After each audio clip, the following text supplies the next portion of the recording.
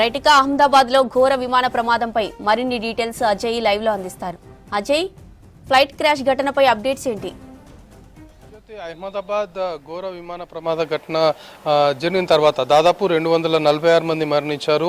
So దానికి సంబంధించి ఇప్పటికే వాళ్ళ డెడ్ బాడీస్ అన్ని కూడా హాస్పిటల్ తరలించారు. వాళ్ళ కుటుంబ సభ్యులకు అప్పచెప్పాలి అంటే డెడ్ బాడీస్ అన్ని కూడా గుర్తుపట్టలేని స్థితిలో ఉన్నాయి. సో నిన్న మొత్తం కూడా రెస్క్యూ ఆపరేషన్ పైనే అధికారులు దృష్టి పెట్టారు. రెస్క్యూ ఆపరేషన్ పూర్తయిపోయింది. పూర్తిగా ఫ్లైట్లో ఉన్నవారు 242 మందిలో కేవలం ఒక్కరు మాత్రమే బ్రతుకున్నారు. 241 మంది ఫ్లైట్లో ప్రయాణిస్తున్న వారు మరణించారు. సో 241 మందికి సంబంధించిన డెడ్ బాడీస్ అన్నింటిని కూడా హాస్పిటల్ షిఫ్ట్ చేశారు. కానీ ఎవరి డెడ్ బాడీ ట్రేస్ అవుట్ అనేది కాస్త కష్టతరంగా మారింది. అయితే కుటుంబ సభ్యులు కూడా పెద్ద ఎత్తున ఆసుపత్రికి చేరుకున్నారు. ఎందుకంటే 241 మంది ప్రయాణికుల్లో ఇటు ఇండియాకు సంబంధించిన వారు ఉన్నారు, బ్రిటిష్ సంబంధించిన వారు ఉన్నారు, పోర్చుగీస్, దాంతోపాటు కెనడాకు సంబంధించిన నేషనలిస్ట్ కూడా ఉన్నారు. సో వివిధ దేశాలకు సంబంధించిన వారు ఉన్నారు. సో ఇప్పటికే ఇండియాకు సంబంధించి అహ్మదాబాద్ ఇటు గుజరాత్ ప్రభుత్వం కూడా కొన్ని టోల్ ఫ్రీ నెంబర్లు ఏర్పాటు చేసింది.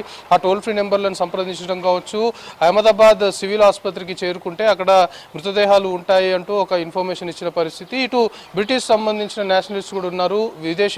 విదేశీయులు ఎక్కువగా ఉన్న క్రమంలో బ్రిటిష్ సంబంధించి ఇటు యూకే హై కమిషన్ కూడా టోల్ ఫ్రీ నెంబర్స్ ఏర్పాటు చేయడంతో పాటు ఎప్పటికప్పుడు ఇండియాకు సంబంధించిన అధికారులతోటి మాట్లాడుతున్న సిచ్యువేషన్. సో మొత్తము ప్రయాణికులు ఎవరైతే మరణించారో వాళ్ళకి సంబంధించిన డెడ్ బాడీస్ని ఐడెంటిఫై చేసే ప్రక్రియ ఈరోజు జరగనుంది. ఇప్పటికే డెడ్ బాడీస్ అన్ని కూడా హాస్పిటల్ షిఫ్ట్ చేశారు, మార్చిరీలో ఉన్నాయి కాబట్టి కుటుంబ సభ్యులు కూడా హాస్పిటల్కి చేరుకున్నారు. హాస్పిటల్ చేరుకున్న టైంలో ప్రస్తుతం కుటుంబ సభ్యుల శాంపుల్స్ తీసుకుంటున్నారు. కుటుంబ సభ్యుల శాంపుల్స్ని తీసుకొని ప్రస్తుతం డెడ్ బాడీస్ ఏవైతే ఉన్నాయో వాటికి సంబంధించి డిఎన్ఏ టెస్ట్ నిర్వహించిన తర్వాత ఆ శాంపుల్స్ మ్యాచ్ అయ్యే దాన్ని బట్టి ఆధారంగా డెడ్ బాడీని ఐడెంటిఫై చేస్తాము అని అధికారులు చెప్తున్నారు. సో ఈరోజు మొత్తం కూడా అదే ప్రక్రియ సాగనుంది. నిన్న మొత్తం రాత్రి వరకు కూడా రెస్క్యూ ఆపరేషన్ కొనసాగింది. వన్స్ అహ్మదాబాద్ ఎయిర్పోర్ట్ నుండి విమానము టేక్ ఆఫ్ అయిన తర్వాత జస్ట్ కొన్ని సెకండ్లకే అది క్రాష్ అవ్వడము, క్రాష్ అయిపోయిన తర్వాత వెంటనే స్థానికంగా ఉన్నటువంటి వివిధ రెస్క్యూ టీమ్స్ కూడా అలర్ట్ అయిపోయాయి. వెంటనే ఘటనా స్థలానికి చేరుకున్నాయి,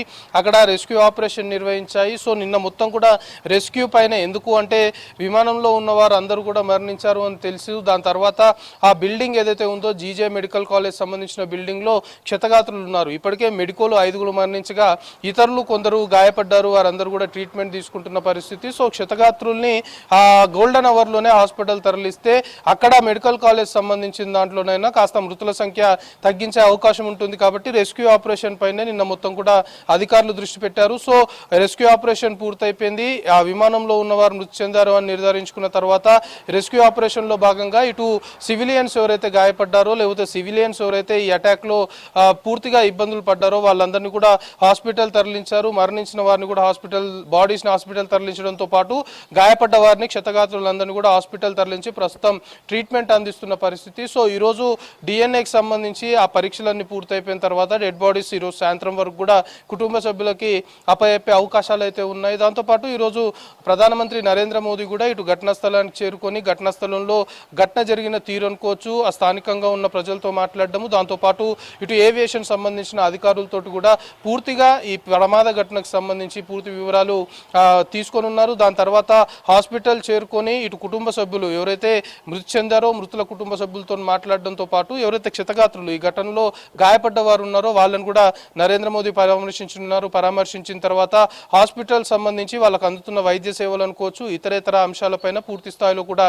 ఆరా తీయనున్నారు. మొత్తానికి క్షతగాత్రులు ఎవరైతే ఉన్నారో ఈ ఘటనలో వాళ్ళకి పూర్తి స్థాయిలో వైద్యం అందించే దిశగా, అంటే ఎక్కడా ఇబ్బందులు తలెత్తకుండా వైద్యము అందించే దిశగా ఇప్పటికే ఆదేశాలు జారీ చేశారు. కాబట్టి ఈరోజు డిఎన్ఏ పరీక్షల ప్రక్రియ కొనసాగనుంది. డిఎన్ఏ పరీక్షల అనంతరం మృతదేహాలన్నీ కూడా కుటుంబ సభ్యులకు అప్పచెప్పనున్నారు. సో ఇప్పటికే ఈ ఘటనకు సంబంధించి మనం చెప్పుకుంటున్నట్టు ఏవియేషన్ మినిస్ట్రీ దర్యాప్తుకు కూడా ఆదేశించింది. దాంతోపాటు యూకే హై కమిషన్ సంబంధించి ఒక టీం ఆల్రెడీ ఘటనా స్థలానికి చేరుకుంది. నిన్న ఘటనా స్థలంలో ఘటన జరిగిన తీరుని యూకే హై కమిషన్ సంబంధించిన దర్యాప్తు బృందం కూడా పరిశీలించింది. ఎందుకంటే దాదాపు 53 మంది బ్రిటిష్ సంబంధించిన పౌరులు ఉన్నారు, బ్రిటిష్ సంబంధించిన నేషనలిస్టులు ఉన్నారు. కాబట్టి ఇటు ఏవియేషన్, ఇండియాకి సంబంధించిన ఏవియేషన్ మినిస్ట్రీతో పాటు యూకేకి సంబంధించిన హై కమిషన్ కూడా దర్యాప్తు చేస్తుంది. సో ఓవరాల్గా ఈ రోజు మాత్రం డిఎన్ఏకి సంబంధించిన టెస్టులు పూర్తయిపోయిన తర్వాత మృతదేహాలు కుటుంబ సభ్యులకు అప్పచెప్పే దిశగా మాత్రం ఏర్పాట్లు ప్రస్తుతం సివిల్ హాస్పిటల్ దగ్గర జరుగుతున్నాయి. జ్యోతి.